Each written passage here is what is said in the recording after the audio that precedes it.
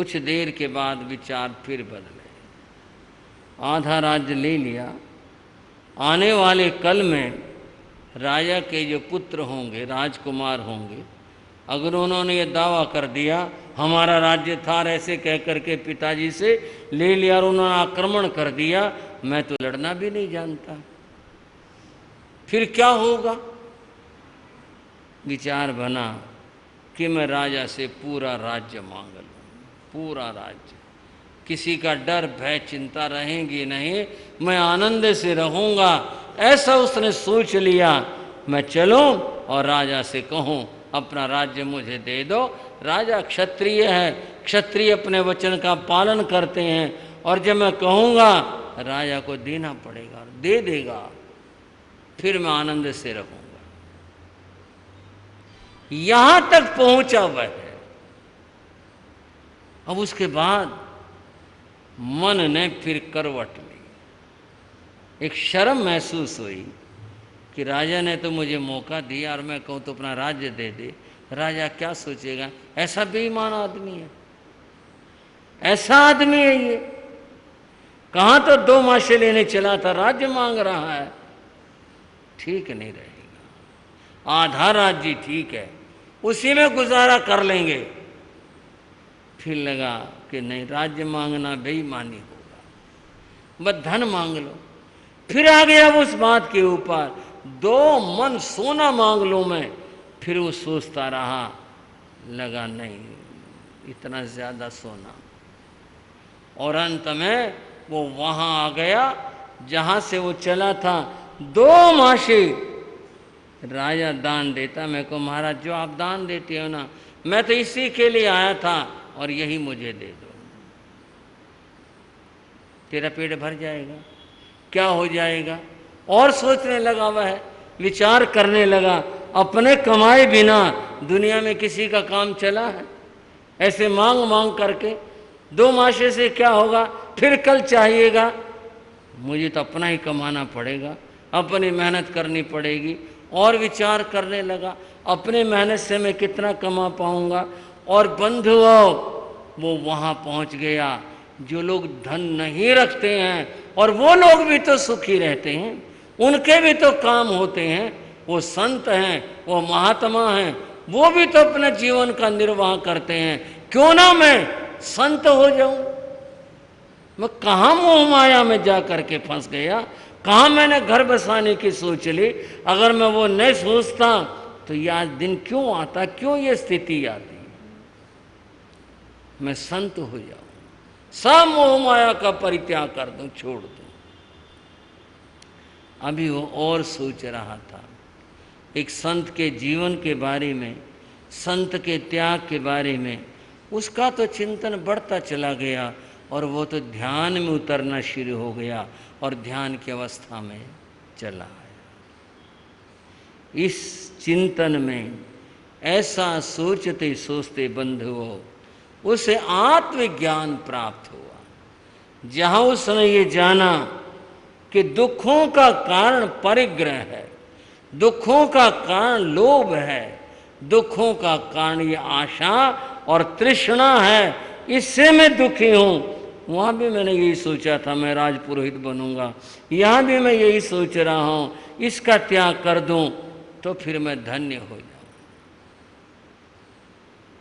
राजा ने व्यक्ति भेजा, जाओ उसको बुला के लाओ। आया नहीं वो।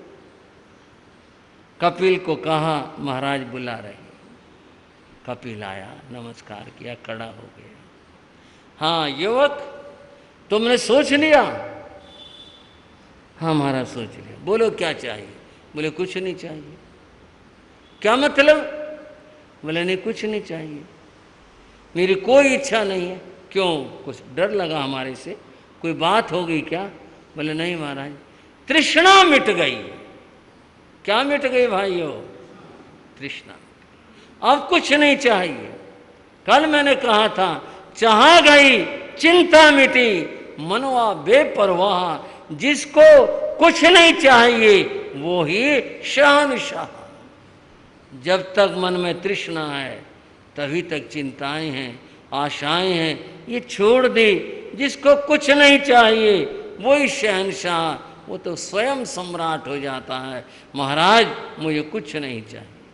अरे नहीं, ले लो, कुछ भी तुम्हें चाहिए बोलो, क्या बात है, कहो। बोले नहीं महाराज, कुछ नहीं चाहिए, जाओ तुम्हारी मर्जी है। बंधुओं बताया गया, कपिल वहां से चल पड़ा। वह वहां नहीं लौटा जा रहता था, वो गुरुकुल भी नहीं गया, वह तो जंगलों में चला गया और वो मुनि हो गया। कपिल से वह अब कपिल मुनि बन गया।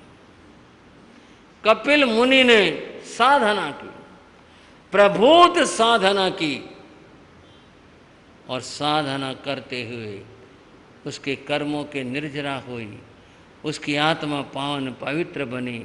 एक दिन ऐसा आया कि जब कपिल मुनि को केवल ज्ञान और केवल दर्शन की प्राप्ति, धन्य हो गई, सब कुछ प्राप्त कर लिया। अब तो जीवन आनंदमय हो गया। अब केवल ज्ञानी होकर के कपिल मुनि विचरते, जो भी उनके पास में आया, जो मिला, उसी को उपदेश दिया, उसी को ज्ञान दिया, उसी को सन्मार्ग दिखाया, और वो भी धर्म के रास्ते के ऊपर चल पड़ा। यह क्रम चलता रहा। जीवन में घटना घटी, और घटना क्या घटी, वे जंगल से गुजर रहे थे। उस जंगल में चोरों का साम्राज्य था, और ये जगह है राजगृह से वर्तमान में कहते हैं 17 किलोमीटर है, जितनी भी दूर है। उस समय जो भी रहा होगा, एक विशाल जंगल था, और यहाँ चोरों का साम्राज्य था। 500 चोर रहते थे यहाँ इस जंगल में। जब वे जा रहे थे, छिपे हुए चोरों ने उन्हें देखा। देखकर सोचा इसके पास कुछ होगा। कथा में तो ये भी बताया गया कि उनका एक पक्षी था जो आवाज करता था कि ये व्यक्ति धनवान है। उस पक्षी ने आवाज की थी,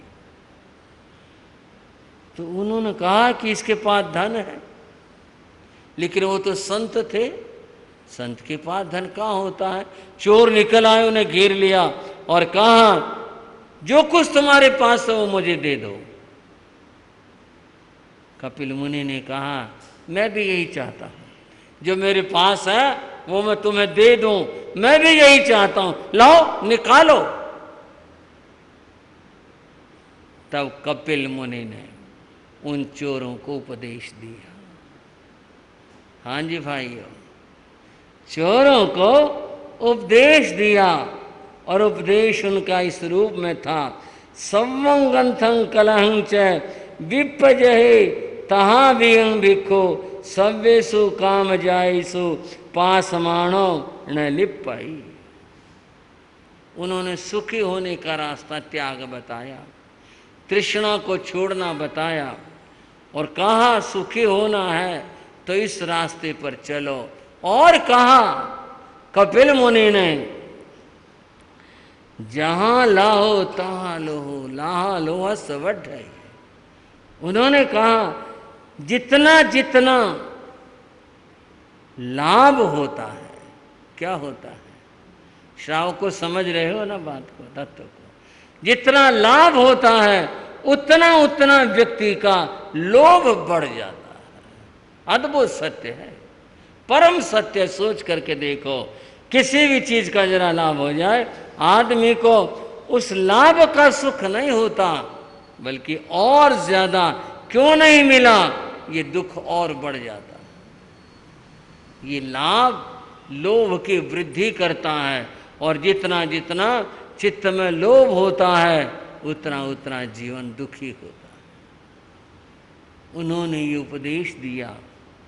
इस उपदेश को सुन करके जितने वो चोर थे उनको प्रतिबोध मिला, उन्हें ज्ञान मिला। वो हैरान रह गए, ये बात, ऐसी बात तो हमने आज तक कभी सुनी ही नहीं थी, और वे सब उनके उपदेश को स्वीकार करते हैं। तथ्य यह है 500 चोरों को ज्ञान मिला और उन सब ने मुनि जीवन स्वीकार किया। कथाओं में ये 2 ही प्रसंग है, जम्मू कुमार का प्रसंग है और कपिल मुनि का प्रसंग है, और फिर ये संयम के पथ के ऊपर चल पड़े। यहाँ इस अध्याय में, कपिल अध्याय में कपिल मुनि का उपदेश है। उन्होंने और क्या क्या बातें कही, वो कुछ बातें और आपके सामने अगले समयों में बताऊंगा। उनका उपदेश क्या था, क्या उन्होंने बताया, समझाया। बंधुओं, कथा की पंक्तियां बता रही हैं, आप सुन रहे थे। शक्टार का बड़ा बेटा, जिनका नाम स्थूलभद्र था, उसे संगीत का भारी शौक था और संगीत का आकर्षण उसे राज नर्तकी कोशा के यहाँ ले गया। और वो ये जानना चाहता था कि कोशा को ऐसा कैसे आता है कि वो सुई के नोक के ऊपर नृत्य कर दे। इसलिए गया था। वहाँ गया, कोशा ने कहा ये सब विद्या एक दिन में तो नहीं आ सकती, इसके लिए आपको 6 महीने मेरे यहाँ रहना पड़ेगा, तभी आप मेरी विद्या और ज्ञान को सीख सकोगे। स्थूलभद्र के मन में इतना ज़्यादा संगीत के लिए आकर्षण था कि उसने स्वीकार कर लिया, मैं रह जाऊंगा और मैं इस संगीत कला को सीखूंगा। उसे पहले भी आता था, वहाँ रह गया। घर उसने कहलाया कि मैं 6 महीने के बाद लौटूंगा, मैं यहाँ अपने ज्ञान का अर्जन कर रहा हूँ। वहाँ रहने लगा और वहाँ रहने से उसका कोशा के प्रति मोह हुआ, कोशा को उसके प्रति हुआ। उसने अपना संगीत और कलाएं तो उसे सिखाई, लेकिन इसके साथ अब जीवन में मोड़ आ गया। स्थूलभद्र ने निश्चय कर लिया, अब मैं यहाँ से जाऊँगा नहीं, मैं अब यहीं पर रहूँगा। जो हमारी परंपराएं हैं घर में विवाह आदि की, वो मुझे स्वीकार नहीं है, अब तो मैं केवल यहाँ रहूँगा। एक दिन उसने कोशा के सामने प्रस्ताव रख दिया विवाह का। कोशा बोली ये तो नहीं हो सकता। क्यों नहीं हो सकता, क्या बात है, तो मुझ में क्या कमी देखती हो? नहीं, आप में कोई कमी नहीं है, मेरे पास राज नर्तकी का पद है, मैं राजा की तरफ से नियुक्त हूँ, मुझे राज्यसभा के अंदर कार्यक्रम देने जाना होता है। और राज नर्तकी का पद उस जमाने में था तो सांसारिक पद, लेकिन सम्मानित कला के दृष्टि से माना जाता था और इनको बहुत धन मिलता था। बोले मैं विवाह नहीं कर सकता। तब और उसने बताया कि मेरे यहाँ कोई व्यक्ति भी नहीं आ सकता, केवल कला प्रेमी ही आ सकता है, मुझे राज नर्तकी का पद है, मुझे उसके नियमों का पालन करना होता है। तुम रह सकते हो, सारी उम्र रह सकते हो, जब तक कि मैं उस पद को नहीं छोड़ूंगी मैं विवाह नहीं कर सकती। ठीक है, मैं यहीं रहूँगा। और यूँ वहाँ रहते हुए वर्षों वर्ष व्यतीत हो गए। कथा में लिखा 12 वर्ष बीत गए। 12 बीते या जितने भी बीते वो वहाँ रह गया। उसको बुलाने के लिए पिता गए, वो शर्मिंदा हो गया, मुंह नीचे करके पिता से मिला।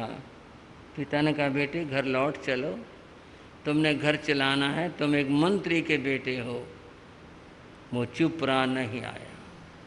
उसकी बहनें गई और जाकर कोशा से लड़ करके आई, तू चोटी है, तूने हमारे भाई को चुरा लिया, तूने उसको भ्रमित कर दिया, तूने ऐसा कर लिया।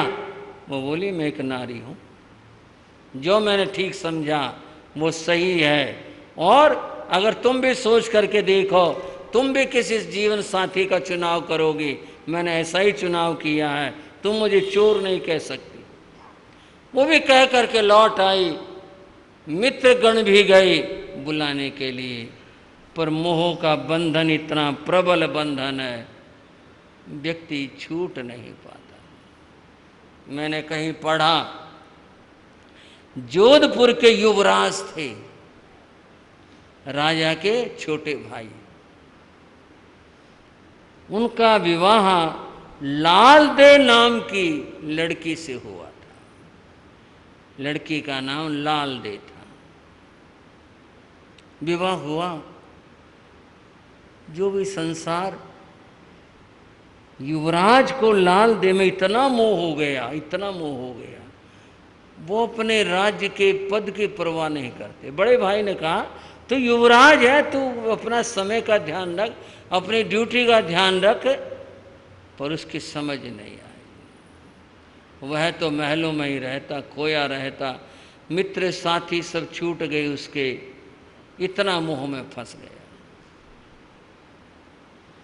परंतु भवितव्यता क्या है, ये किसको पता है, क्या होना है। लाल दे बीमार पड़ गई। वैद्य ने देखा, वैद्य ने कुछ परहेज बताए, कुछ भी समझने के लिए कल्पना कर लो, खिचड़ी खानी है, ये चीज नहीं खानी, रोटी नहीं खानी, वो नहीं करना। मोह क्या चीज है। युवराज ने जो वैद्य ने उसके लिए कहा खाने के लिए, स्वयं वही खाया। इतना पत्नी का मोह था, और नहीं खा सकता मैं। अगर ये खिचड़ी वैद्य ने कहा ये खाएगी, मैं भी यही खाऊंगा। बंधुओं, थोड़ी बात और बता दूं। एक मोह होता है, एक श्रद्धा और एक त्याग होता है।